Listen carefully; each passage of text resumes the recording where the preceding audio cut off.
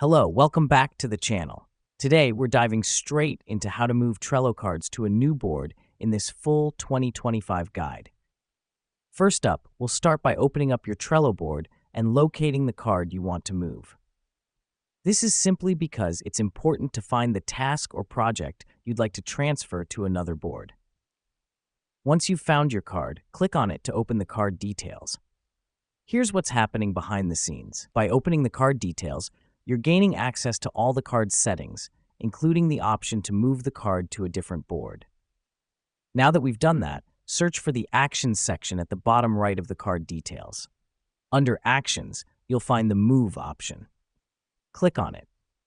The reason we do this is to prompt Trello to open a drop-down menu where you can select a new board for your card. Next, within this drop-down menu, you'll see a field marked Board. Click on this field and a list of all your boards will appear. Select the new board you'd like to move your card to.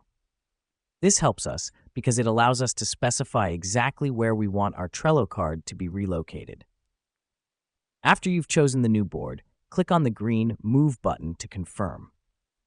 Let me explain why this matters. By clicking Move, you're instructing Trello to transfer your card to the selected board.